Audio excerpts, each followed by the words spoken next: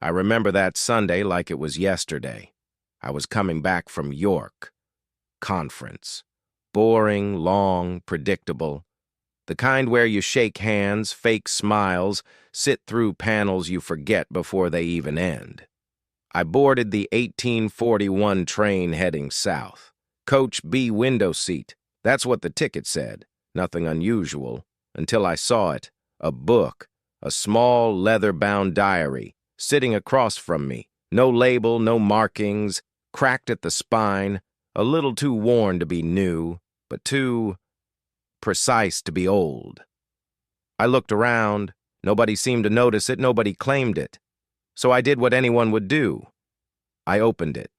The first page stopped me cold, because it had one thing written at the top, one single word, my name, written in my exact handwriting, every curve, every line, exactly how I write it, even the flick on the end of the N. But I hadn't written it.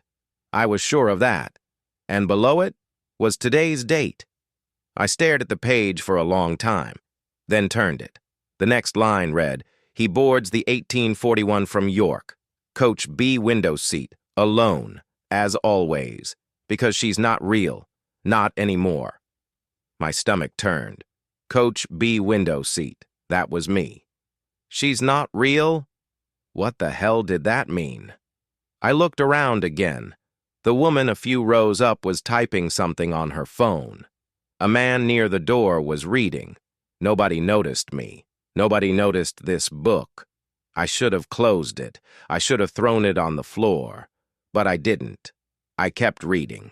Next line. He thinks it's just a coincidence. He'll tell himself it's a joke. But the book is already watching. I closed the cover. My fingers felt warm against the leather. Not like heat. More like a heartbeat.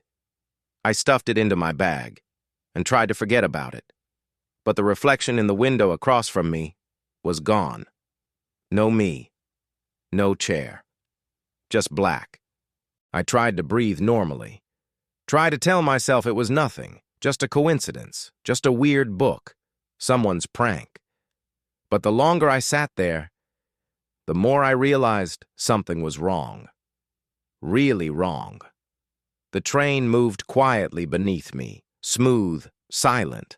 But the world outside, still nothing. No trees, no fields, just black. Like the windows weren't windows anymore. Just dark mirrors, except they didn't show me. I glanced across the aisle. A woman sat 2 rows up. She hadn't moved once, still scrolling her phone. Expressionless, still. So I asked, "Excuse me?" Nothing. She didn't even blink. I leaned forward, closer, softer this time. "Ma'am, do you see?" Still nothing, not even a flinch. Like I wasn't there at all. And then something hit me. The conductor. He hadn't come by. No one had checked my ticket. No one had even looked at me. Not once. I checked the time. 18:57.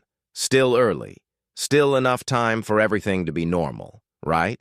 But then I heard it. Not from outside. Not from the speaker. From inside my bag. A sound I knew far too well. Scratching. Paper. Being written on. I unzipped the bag. And sure enough, the diary was open. And its pages were writing themselves, line after line, ink bleeding onto the paper. I held my breath and read. He still thinks he has time, still thinks he's alone, but he's not. One of them is already watching. My hands began to shake. I looked up and froze. 2 rows ahead, behind the woman with the phone, someone was standing, tall, unmoving, head tilted ever so slightly, like it was trying to understand what I was. But the face, there wasn't one. Just skin, flat and featureless, like a mannequin left unfinished. And then it moved.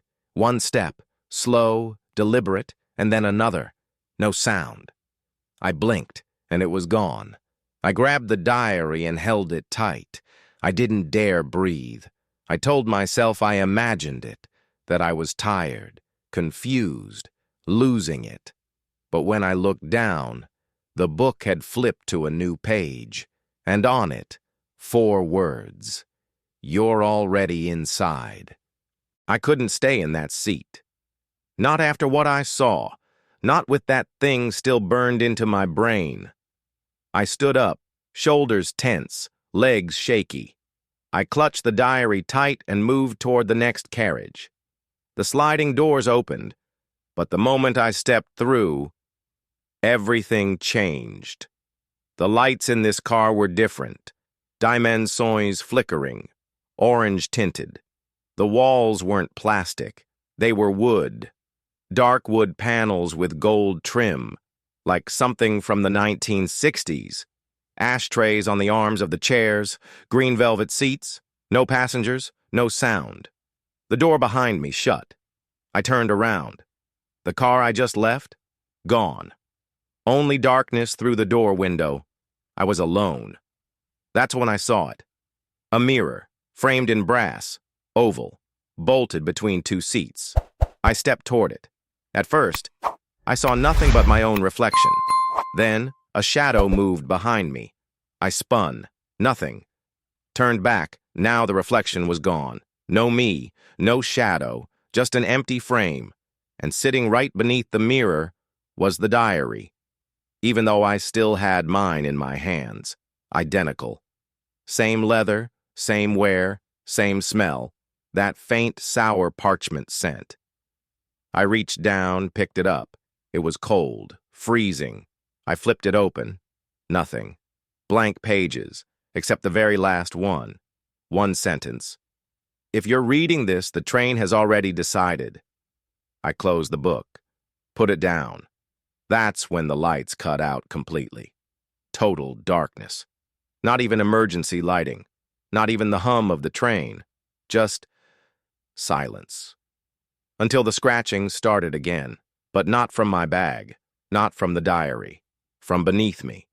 A slow, scraping sound, metal against metal. Then, something like breath, a slow inhale. Right below the floorboards, I crouched and saw it, a hatch, flush with the floor, rectangular, no handle, but now it was rising, just a few centimeters. And something pale and jointed, reached up from the dark. The hatch groaned open, just a few inches at first, then wider. The thing rising from beneath wasn't in a rush. It didn't need to be. I stepped back, tripping over the velvet seat behind me. I hit the floor hard. Bag still clutched to my chest. The hatch opened wider, and it came through. First, a hand, thin, gray, almost translucent, each finger too long, too sharp. Then a second hand, and arms. Pale, wet skin stretched tight over bone. It was pulling itself through the floor, like it lived in the space between the rails and the world. And as it rose, its head tilted toward me. It was wearing a mask, old fabric, torn, stitched across the front like an old doll's face. No eyes. But I could feel it staring. It sniffed the air and spoke.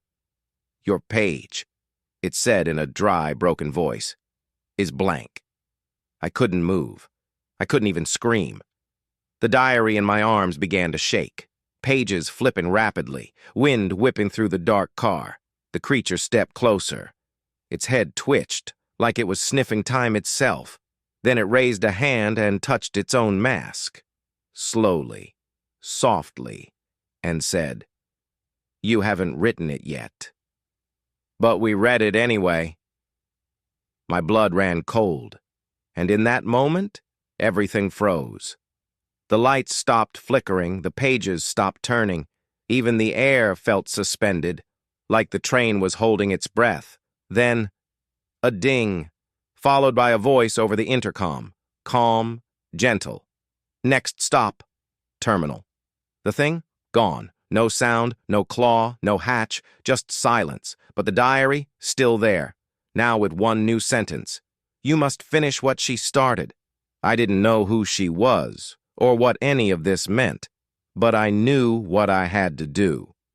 I sat in the seat beneath the mirror, opened the last page, and started to write. The train slowed, not stopped, just eased, like it didn't want to arrive. But it was being pulled by something stronger.